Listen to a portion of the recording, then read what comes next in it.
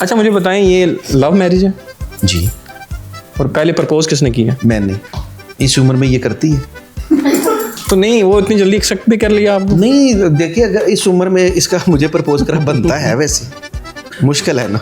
नहीं, वो तो वैसे ही कह रही हैं कि मलका तो मुंडा है। तो नहीं, वो ध्यान दियो, मेरे दो ध्यान दी मलका दा मुंडा बाजी लै गया। हाँ। वो तो कहती है। तो इसकी की बात होती थी, हाँ ठीक है मामा पापा से पूछ लो। फिर अम्मा नु मनाते को 2 साल लग गए। तो जब मैंने इससे कहा, ये मेरे पास दवाखाने पे होती थी, कि मैं तुम्हें अपने पास रखना चाहता हूँ, तो इसका एक ही हल है कि मैं निकाह कर लूँ।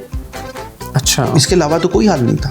तो इसने कहा ठीक है, अब मेरी मामा पापा से बात करे, उधर बात होगी। तो उसके बाद मैंने अपनी बीवी से बात की, उसने कहा जो करना है करो, कल ही कर लो। अच्छा जी।